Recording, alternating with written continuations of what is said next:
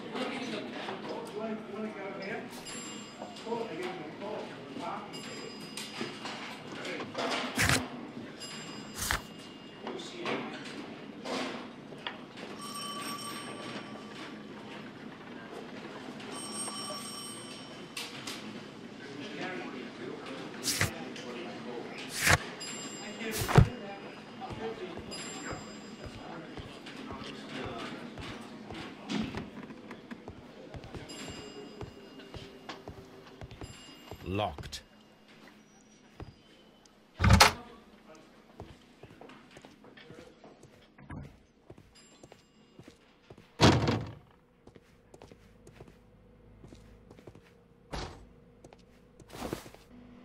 First of all, let us carry out an external examination.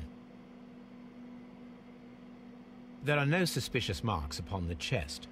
Let us finish our external examination so that we can proceed with the autopsy.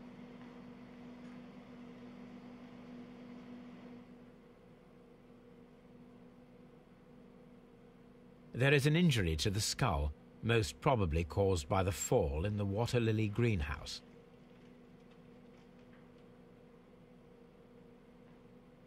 The air from the lungs carries a faint floral aroma.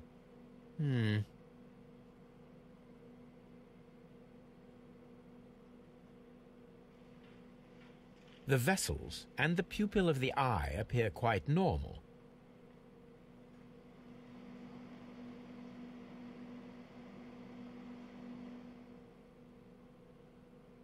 No redness, stings, or bruises.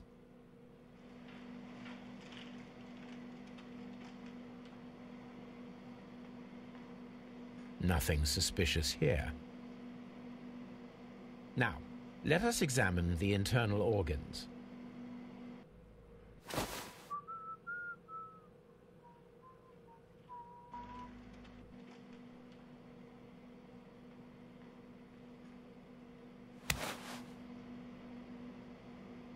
The heart's blood vessels show no pathological signs.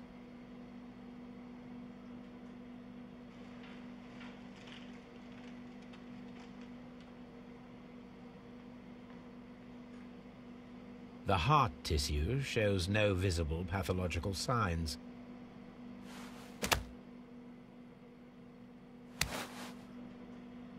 The lungs are congested and edematous.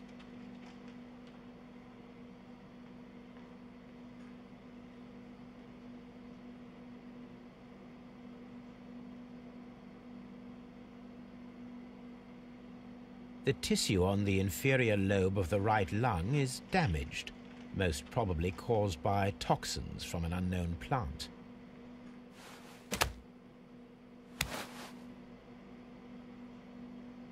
The liver is enlarged. It would seem that he was suffering from an alcohol addiction.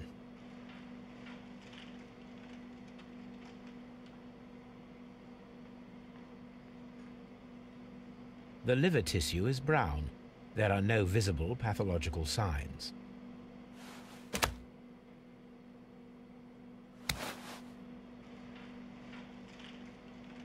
The stomach tissues show no visible pathological signs.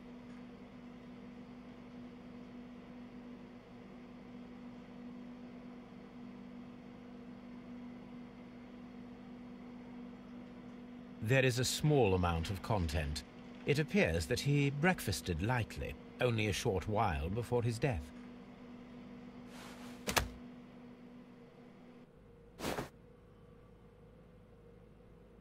My suspicions have been substantiated.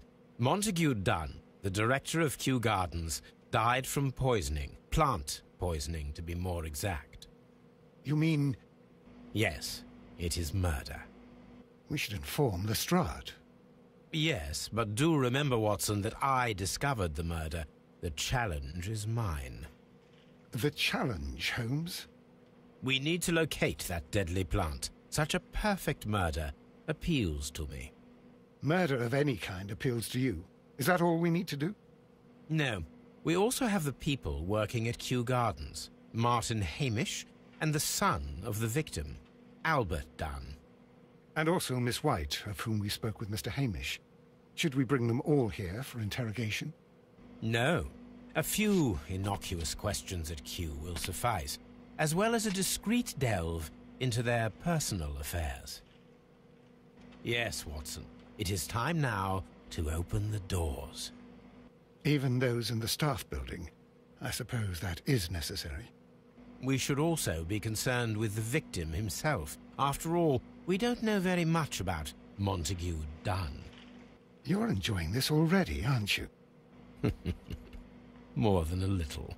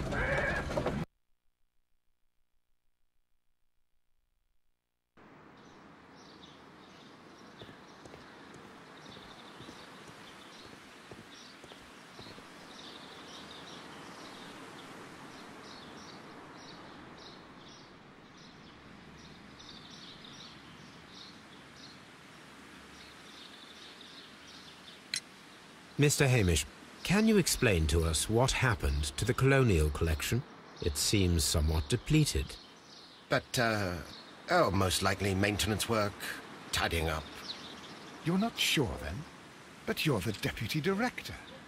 Well, I am busy. I cannot be everywhere at once. As deputy director, how was your relationship with Montague Dunn? To be honest with you, Mr. Holmes, it could have been better. You see, every Tuesday he would carry out his inspection of the gardens, but it was solely to make an impression, great pretense that he cared at all. He would give out absurd orders, ignoring anyone else's opinion. He would then disappear for the rest of the week. He was what some might call a man of action. I'd say rather he was overzealous and chaotic. So after all, it was no wonder, perhaps, that he ended up like that, if you take into consideration his kind of lifestyle. You mentioned that Mr. Dunn led a particular lifestyle. Well, it's no secret that he enjoyed, celebrating, shall we say. He was a member of the London Smart Set. He was famous for it. That and... And? He had an eye for the ladies, to put it mildly, Mr. Holmes.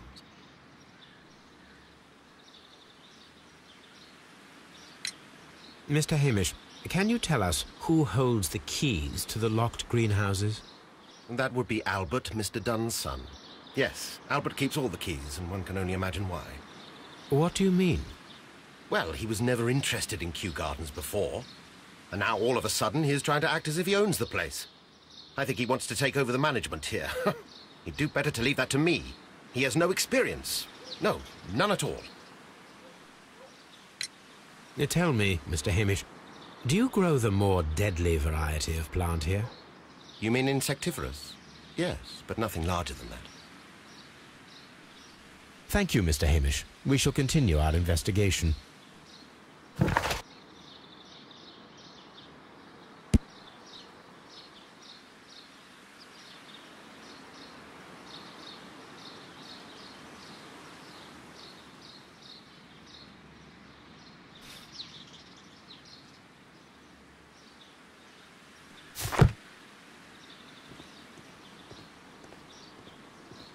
Locked.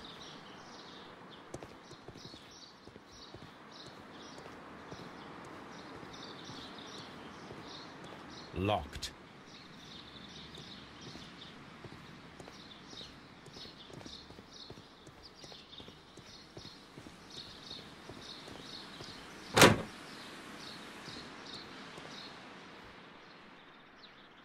Can I help you, gentlemen?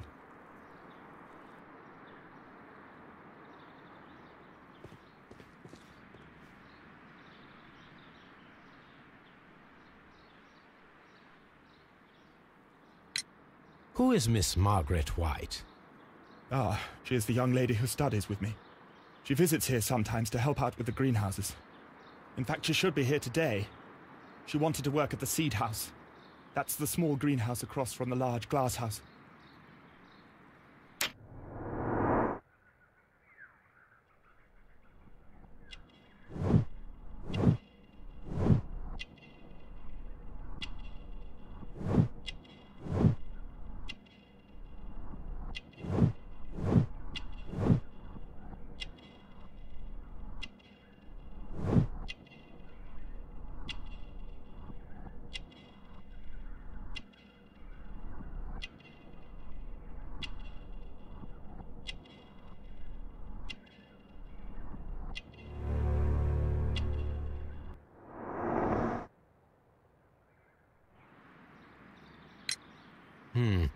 Do you work here? Yes, but part-time only, for I'm also studying botany at the University of London. You're following in your father's footsteps, then. That is commendable. Well, even if botany is not my strongest suit, there are people who say that I could be a good manager. We noticed that a part of the colonial collection has been cleared. Ah, at the moment I'm just dealing with the storage room. I don't know much about the other rooms. I imagine that your relationship with your father may have been a strained one. Yes. I cannot say that he was a kind man, for he never listened to me at all. He forced me to work here. But now, after his death, I've been pondering it over. Perhaps he wasn't so wrong about me after all. I have to follow his path, and I have to manage Kew Gardens. And I can do it. I can be as good as any other who works here. Would you please tell us about Martin Hamish, the Deputy Director? Well, I have to tell you that Mr. Hamish is not and has never been the Deputy Director of Kew Gardens. My father would not have tolerated it. Indeed? That is most interesting. He told us that he was. Yes, because he believes that the management should be passed down to him now that my father is dead. But in actual fact, Mr. Hamish only has the honour of being the garden's longest-serving employee. In fact, if we are to think logically at all, it should be me who takes over the management of Kew Gardens. Do you not have a good relationship with Mr. Hamish? I suppose so. But we have very little in common. Mr. Hamish loves his plants and Kew Gardens, and I cannot say that I share his passion. I see. And how was his relationship with your father? Oh, he hated my father. It was obvious. He would be furious whenever my father boasted of Kew Gardens in the newspapers or at conferences. He was convinced that my father was stealing all of the credit for himself. But my father treated Mr. Hamish in the same way as he treated anyone. Dismissively, with indifference. Do you hold the keys to all of these locked doors? Yes, you can have them. But I cannot give you the keys to the cloakroom. The employees' effects are private. I am sure you understand. Thank you, young man. We shall see you again soon.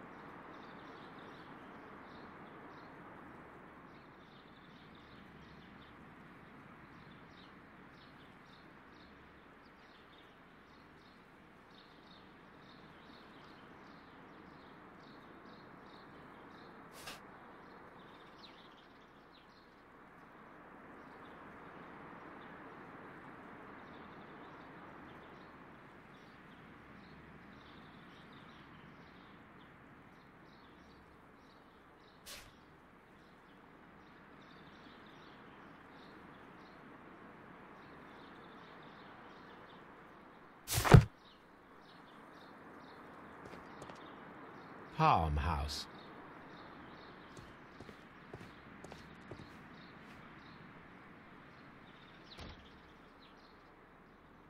A task list for Albert, compiled by Martin Hamish. Sweep out the Palm House, scrub the toilets, clean the storage shed tools.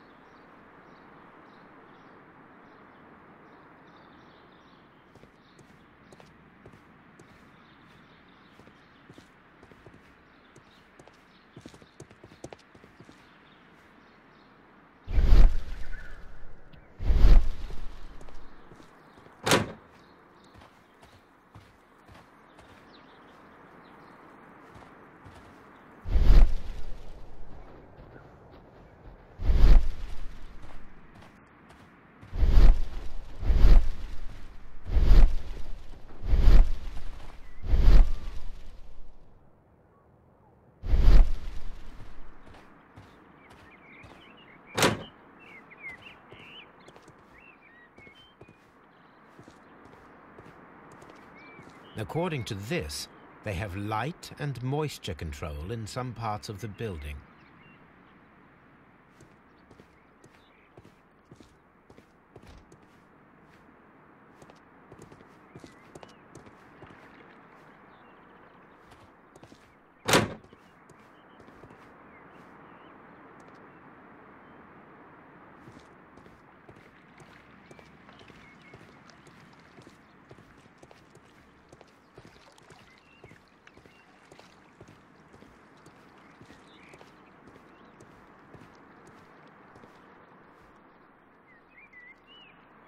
Here is a list of the stolen plants.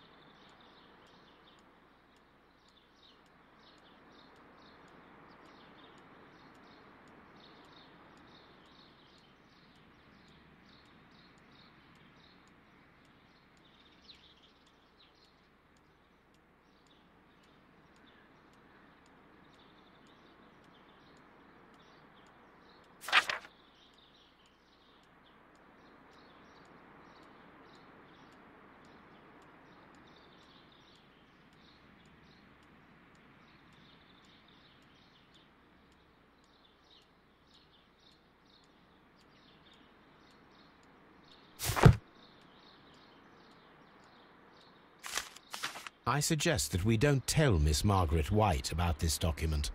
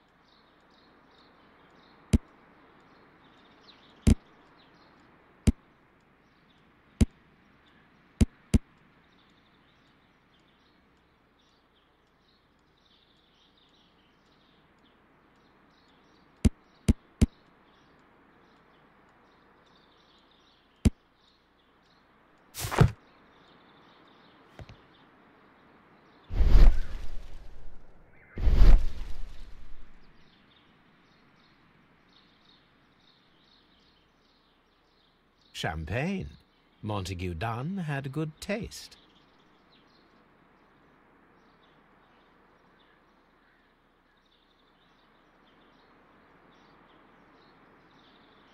French wine, a remarkable vintage.